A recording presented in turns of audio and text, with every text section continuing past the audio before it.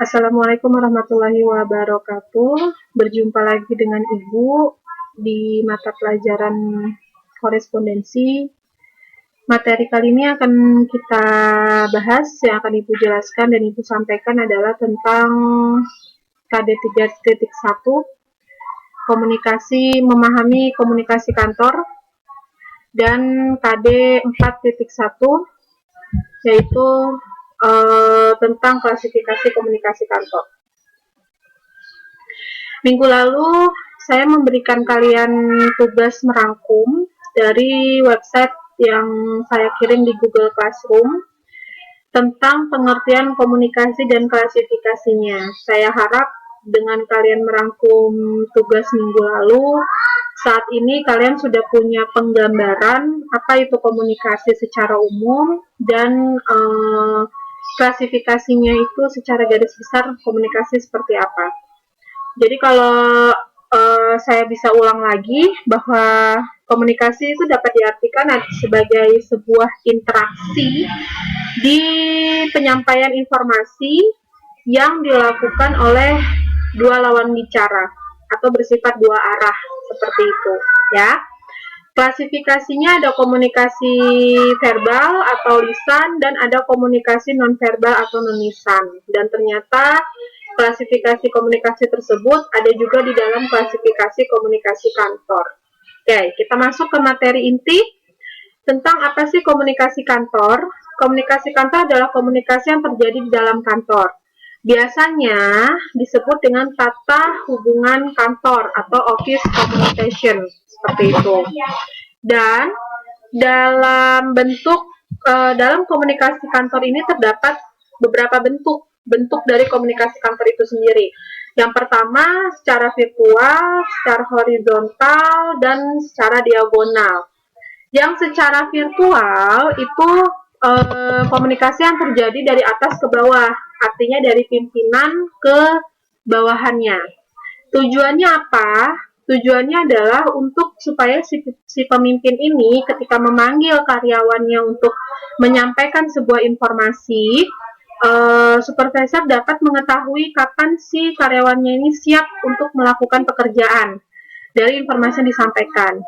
Kemudian, pimpinan juga bisa memperkuat loyalitas karyawan terhadap pekerjaannya, terhadap perusahaannya, dengan memberikan kesempatan kepada karyawan untuk mengajukan pertanyaan, bagaimana job desk-nya, apa yang harus dilakukan. Kemudian, memberikan kesempatan kepada karyawan untuk menyampaikan ide-ide atau gagasannya, dan tentunya saran-saran atau pendapatnya tentang jalannya organisasi atau jalannya lembaga perusahaan. Seperti itu. Komunikasi yang bentuknya seperti ini dari bawah ke atas atau sebaliknya dari atas ke bawah, ini membantu karyawan mengatasi masalah-masalah dalam pekerjaan mereka. Karena tanpa adanya koordinasi dengan pimpinan, si anggota organisasi atau karyawan perusahaan tidak akan bisa melakukan pekerjaannya dengan baik. Karena mereka tidak mendapatkan pemahaman bagaimana job desk mereka. Seperti itu. Lalu yang kedua, komunikasi horizontal. Nah, kalau komunikasi horizontal ini bersifat mendatar. Artinya, komunikasi ini terjadi antar staf. Seperti itu. Anggotanya apa? Tujuannya apa? Tujuannya apa? Tujuannya adalah memiliki peranan penting untuk mengkoordinasikan kegiatan dan membantu interaksi dalam pelaksanaan tugas, serta menciptakan suasana lebih akrab dan tidak formal. Jadi, tidak hanya ada komunikasi antar pimpinan dengan bawahan untuk supaya si karyawan dapat melakukan pekerjaannya dengan baik, memahami pekerjaannya dengan baik, maka antar karyawan pun juga harus punya hubungan baik atau hubungan yang lebih akrab untuk membantu interaksi dalam pelaksanaan tugasnya. Seperti itu. Jadi harus ada koordinasi, bukan hanya dengan pimpinan, tapi juga antar staf juga harus ada koordinasi yang baik. Gitu ya. Lalu yang ketiga adalah komunikasi yang bersifat diagonal, secara diagonal. Nah, kalau komunikasi bentuk diagonal ini adalah komunikasi silang ya, yang berlangsung antar karyawan tapi pada tingkat kedudukan yang berbeda. Misal, antar pimpinan dari divisi A si pimpinan divisi A menyampaikan informasi atau berinteraksi mengenai pekerjaan dengan karyawan di divisi B. Seperti itu, misal dari divisi A, si pimpinannya datang ke divisi B, kemudian menyampaikan bahwa boleh nggak minta bantuan untuk membantu pekerjaan di divisi A, bla bla bla, seperti itu. Penyampaian informasi seperti itu disebut dengan komunikasi kantor secara diagonal, seperti itu. Oke. Lalu selanjutnya adalah klasifikasi komunikasi kantor. Klasifikasi komunikasi kantor ini ada banyak ya. 1, 2, 3, 4. Ada 4 klasifikasi. Yang pertama menurut lawan bicara, yang kedua menurut jumlah, yang ketiga menurut cara penyampaiannya, yang keempat menurut perilakunya. Saya harap kalian sembari membuka buku tulis, buku catatan, siapkan alat tulisnya untuk sembari mendengarkan saya bicara, menjelaskan materi, sembari kalian mencatat hal-hal yang dianggap penting. Oke? Karena dalam PowerPoint ini saya tidak memasukkan materi secara detail, jadi silakan kalian mendengarkan dengan seksama materi yang saya jelaskan. Oke, yang pertama klasifikasi komunikasi kantor menurut lawan bicara. Yang terjadi ada 2, adalah komunikasi pribadi dan komunikasi secara umum. Komunikasi pribadi adalah komunikasi yang berlangsung 1 lawan 1. Pimpinan dengan karyawannya, pimpinan 1 orang dengan 1 orang karyawannya, atau 1 staf karyawan dengan 1 staf karyawannya, seperti itu. Jadi hanya 2 orang dalam interaksi atau dalam penyampaian informasi tersebut. Kemudian komunikasi secara umum. Komunikasi secara umum berarti komunikasi yang disampaikan atau informasi yang disampaikannya terjadinya interaksi 1 lawan banyak, banyak lawan banyak. Pimpinan mengadakan koordinasi atau mengadakan rapat kepada beberapa karyawannya, 5 karyawannya, lebih dari 1 karyawan, atau karyawan dari divisi A melakukan koordinasi dengan beberapa karyawan dari divisi B, seperti itu. Itu adalah bentuk klasifikasi komunikasi umum menurut lawan bicara. Lalu menurut jumlah, komunikasi interpersonal atau perseorangan. Jadi komunikasi ini terjadi antar personal. Komunikasi ini terjadi antar personal. Sebentar.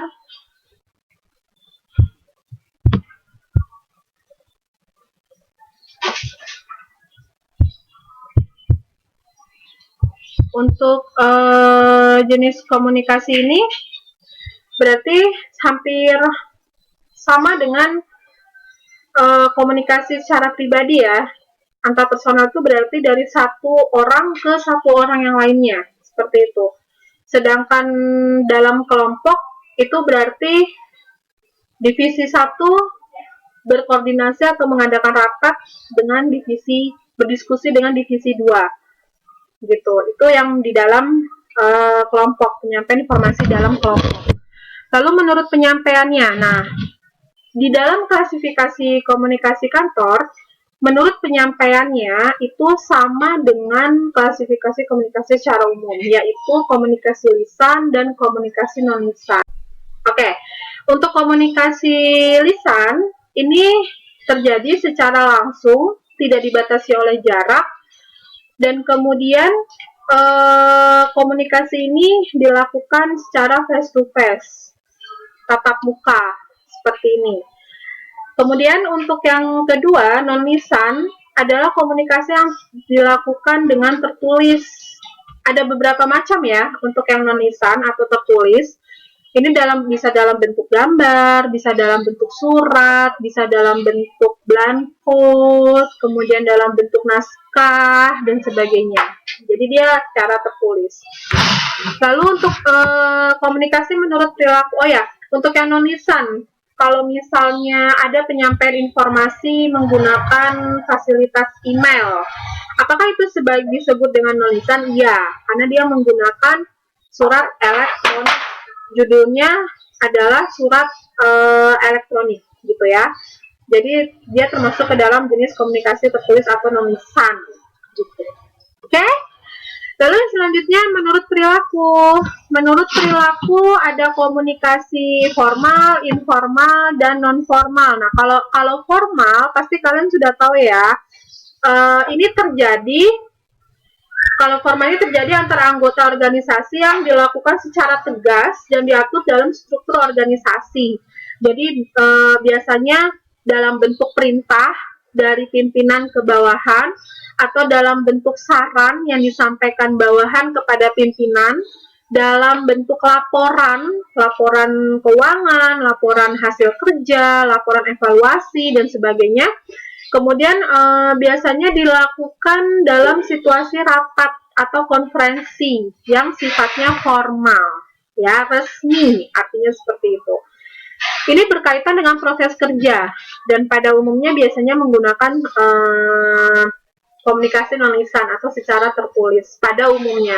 Tetapi ada juga yang menggunakan langsung, kan kalau dalam rapat biasanya langsung mengutarakan pendapat itu langsung secara lisan oleh karyawan ke pimpinan atau dari pimpinan ke karyawannya, seperti itu.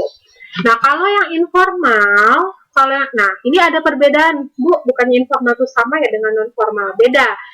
Informal dalam hal ini adalah komunikasi yang terjadi dalam suatu organisasi, tetapi tidak direncanakan dan tidak ditentukan dalam struktur organisasi. Biasanya komunikasi ini terjadi antar karyawan dan dengan karyawan yang lain, gitu. Jadi biasanya kan kalau kita melakukan komunikasi kepada pimpinan, penyampaian informasi kepada pimpinan itu bersifat formal.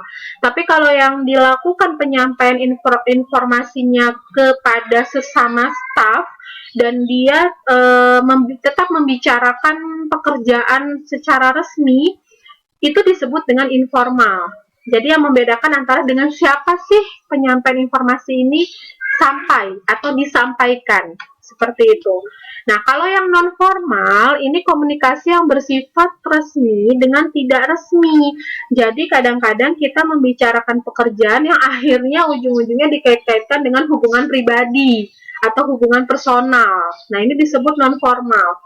Biasanya terjadi pada karyawan dengan karyawan atau kita bicara dengan teman.